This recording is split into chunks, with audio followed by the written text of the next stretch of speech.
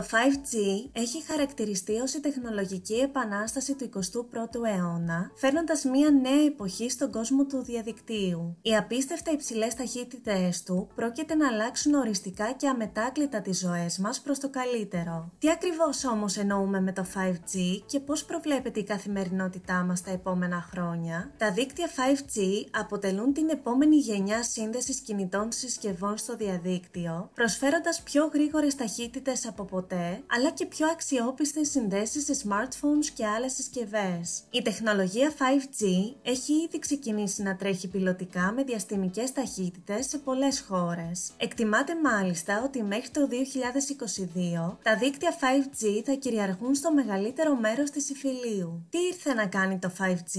Το 5G σχεδιάζεται για έναν κόσμο όπου δεκάδες δισεκατομμύρια συσκευές εξαρτώνται από τη συνεχή σύνδεσή τους στο διαδίκτυο. Αναμένεται να είναι υπερβολικά γρήγορο, πολύ σταθερό και ιδιαιτέρως πολύπλευρο, δεδομένου ότι θα υποστηρίζει ακόμα περισσότερους χρήστες και συσκευές ταυτοχρόνως, υπηρετώντας τους με ταχύτητες κατά πολύ υψηλότερες από αυτές του 4G. Η ταχύτητά του θα μας επιτρέπει να βλέπουμε ανεμπόδιστα βίντεο σε ποιότητα ανάλυσης 8K ή να κατεβάσουμε μια ταινία 3D μέσα σε 30 δευτερόλεπτα, ενώ με το 4G θα χρειαζόμασταν περίπου 6 λεπτά. Αναρωτιέστε αν το 5G θα αντικαταστήσει το 4G?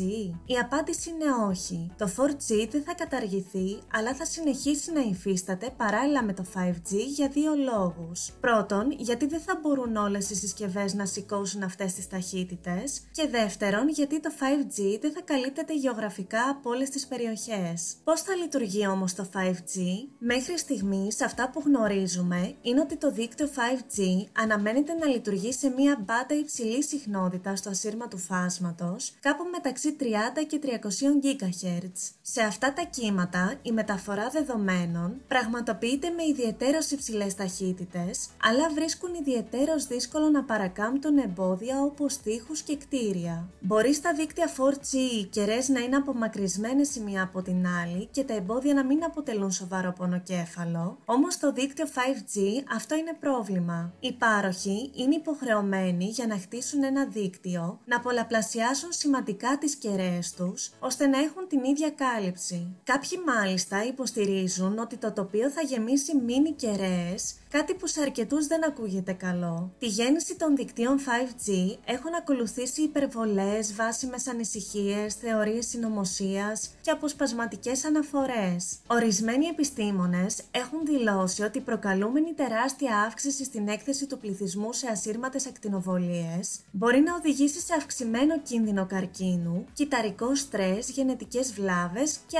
άλλα. Κάποιοι μάλιστα πρότειναν την αναστολή της ανάπτυξης των δικτύων 5G μέχρι ότου να έχουν διερευνηθεί πλήρως οι πιθανοί κίνδυνοι για την ανθρώπινη υγεία και το περιβάλλον. Μέχρι στιγμής δεν είναι γνωστό αν αυτή η τεχνολογία είναι επιβλαβής για την υγεία των ανθρώπων. Πολλοί υποστηρίζουν πως επειδή θα χρειαστούν περισσότερες κεραίες, αυτό θα ενέχει και μεγαλύτερους κινδύνους για την υγεία μας. Ωστόσο, οι κεραίες αυτές θα είναι καλύτερης τεχνολογίας και η εκπεμπόμενη ηλεκτρομαγνητική ακτινοβολία θα είναι και σημαντικά μικρότερη σε σχέση με τα επίπεδα που συναντάμε στα υπάρχοντα δίκτυα 4G, 3G και 2G. Επιπλέον, η ραδιοκυματική ακτινοβολία των τηλεπικοινωνιών ανέφερε ότι σύμφωνα με το σύνολο των ερευνών, το 5G δεν επηρεάζει την ηλεκτρική εγκεφαλική δραστηριότητα και τις γνωστικές ή άλλες λειτουργίες. Τόνισε μάλιστα ότι το 5G θα μειώσει το ηλεκτρομαγνητικό υπόβαθρο στο οποίο θα ζούμε, εισφέροντας παράλληλα και στη βελτίωση των τεχνικών εξοικονόμησης ενέργειας. Το θέμα όμως δεν περιορίζεται εκεί. Όπως έχει επανειλημμένως υποθεί, το 5G άπτεται και της εθνικής ασφάλειας, αλλά και της προστασίας κρίσιμων υποδομών της χώρας. Εγείρει ζητήματα σχετικά με παραβιάσεις δεδομένων και η προσπάθεια που γίνεται αυτή την περίοδο είναι να αυξηθεί το επίπεδο προστασίας. Παράλληλα, το βασικό μειονέκτημα σε σχέση με τις προηγούμενες γενιές είναι πως παρά το γεγονός ότι θα μεταδίδονται τεράστιοι όγκοι δεδομένων με ηλικιώδεις ταχύτητες, η εμβέλεια του δικτύου θα είναι μικρότερη. Γι' αυτό απαιτούνται πολύ περισσότεροι πυλώνες κινητής τηλεφωνίας. Αυτό έχει προκαλέσει και ανησυχίες για την ακτινοβολία και τους κινδύνους που μπορεί να επιφέρει αυτή η τεχνολογία στην υγεία. Η Νότια Κορέα ήταν η πρώτη χώρα που λάνσαρε τις υπηρεσίες 5G 5G τον Απρίλιο του 2019. Ας δούμε όμως πιο αναλυτικά τι φέρνει το 5G. Σε αυστηρά τεχνικό επίπεδο, τα τρία χαρακτηριστικά του 5G είναι η ταχύτητα μετάδοσης δεδομένων, 1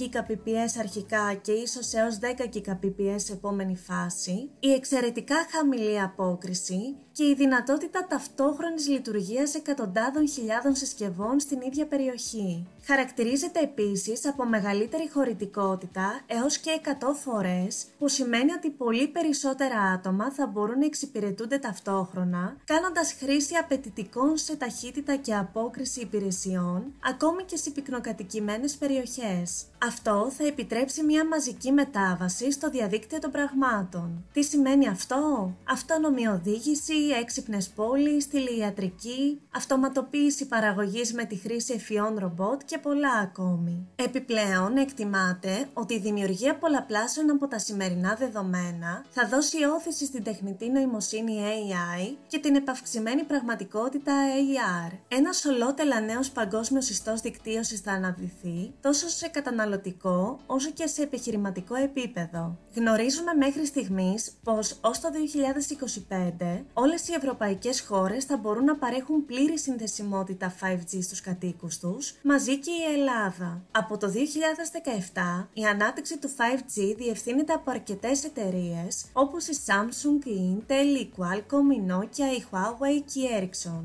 Ας δούμε τώρα την εξελικτική πορεία από το 1G στο 5G. Το 1G εμφανίστηκε για πρώτη φορά στην Ιαπωνία το 1979 και στις αρχές της δεκαετίας του 1980 έδωσε για πρώτη φορά στον άνθρωπο τη δυνατότητα της επικοινωνίας εν κινήσει μέσω των πρώτων κινητών τηλεφώνων. Η ποιότητα του ήχου και το σήμα των κλήσεων ήταν συνήθως κάτω του μετρίου, ενώ η έννοια της κρυπτογράφησης των κλήσεων υπήρχε ακόμα μόνο στα κινηματογραφικά σενάρια. Οι λιγοστοί κάτοχοι κινητών τηλεφώνων στα 80's πλήρωναν αστρονομικά ποσά για να έχουν κινητά που ο καθένας μπορούσε να χακάρει με μία απλή συσκευή ραδιοσυχνοτήτων. Το 2G εμφανίστηκε το 1991 και προκάλεσε επανάσταση. Για πρώτη φορά, μέσω του πρωτοκόλλου επικοινωνίας GSM, ο κάθε χρήστης απολάμβανε φωνητικές κλήσεις με πεντακάθαρο ήχο και κρυπτογράφηση, ενώ παράλληλα μπορούσε να στείλει SMS και MMS. Το 3G αναπτύχθηκε για πρώτη φορά το 2000, δίνοντας στους χρήστες τη δυνατότητα να μοιράζονται στιγμές από την καθημερινότητα, στέλνοντας φωτογραφίες χάρη στην αύξηση χωρητικότητας δεδομένων. Το 4G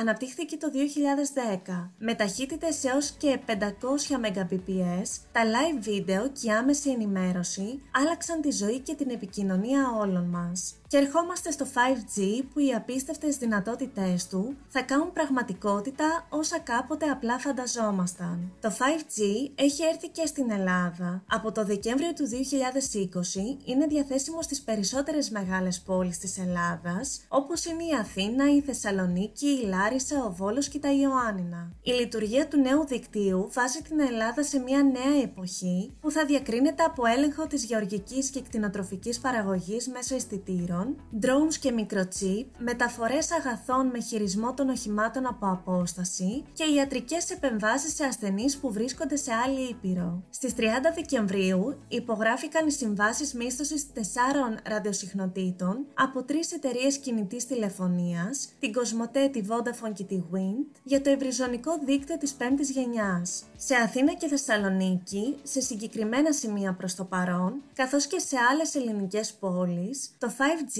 είναι ήδη εν λειτουργία και προσβάσιμο. Αρκεί μια συσκευή προδιαγραφών σύνδεσης με το νέο τύπο δικτύου και κάθε χρήστης μπορεί να εισέλθει στον κόσμο και την εποχή του 5G, όπου τα πάντα γίνονται με απειροελάχιστη και μη αντιληπτή υστέρηση σχεδόν σε πραγματικό χρόνο. Αναρωτιέστε πώς δουλεύει το δίκτυο 5G? Και οι 4 προηγούμενες γενιές δικτύων κινητής τηλεφωνίας χρησιμοποίησαν πύργους με κεραίες για το δίκτυο κυψελών που δημιουργούσαν. Αυτοί οι πύργοι έρχονται σε ύψος αρκετών μέτρων και απαιτούν υψηλής ισχύως εκπομπές για να καταφέρουν να μεταδίδουν σε μεγάλες αποστάσεις. Το δίκτυο 5G λειτουργεί λίγο διαφορετικά. Χρησιμοποιεί συνδυασμό συχνοτήτων από πολλές ζώνες και με αυτόν τον τρόπο μεγιστοποιεί την απόδοσή του. Εκτός από τους παραδοσιακούς πύργους που γνωρίζουμε για το δίκτυο κυψελών, το δίκτυο 5G θα χρησιμοποιήσει και μεγάλο αριθμό πολύ μικρότερων σημείων εκπομπής για νέες ζώνες φάσματος κυμάτων. συστημάτων. Έτσι θα δημιουργήσει μια ευρύτερη κάλυψη δικτύου υψηλών ταχυτήτων σε ένα πυκνότερο πλέγμα με χαμηλότερη ισχύ εκπομπής. Παράλληλα, αυτοί οι σταθμοί που θα εκπέμπουν για το δίκτυο 5G θα είναι συνδεδεμένοι κατά κύριο λόγο με δίκτυο οπτικών ινών, έτσι ώστε να επιτυγχάνουν σταθερά υψηλές ταχύτητες σύνδεσης. Αυτό απαιτεί επενδύσεις και στο κομμάτι του δικτύου κορμού κάθε παρόχου για σύνδεση των σταθμών του με οπτικές ίνες. Αν αναρωτιέστε πόσο θα σας κοστίσει να δοκιμάσετε κι εσείς τις χάρες του δικτύου 5G, η απάντηση είναι όχι και τόσο πολλά. Μέχρι στιγμής δεν υπάρχει κάποια επιπλέον χρέωση για χρήση του δικτύου 5G. Το 5G θα αλλάξει ριζικά τον τρόπο με τον οποίο ζούμε, εργαζόμαστε και διασκεδάζουμε μέσω νέων υπηρεσιών, εφαρμογών και επιχειρηματικών μοντέλων. Η πέμπτη γενιά ασύρματης δικτύωσης θα είναι μία από τις πιο κρίσιμες δομικές αλλαγές στην πορεία για τη δημιουργία της ψηφιακής οικονομίας και κοινωνίας στην επόμενη δεκαετία και πρόκειται να επηρεάσει σημαντικά τις οικονομικές επιδόσεις όλων των χωρών.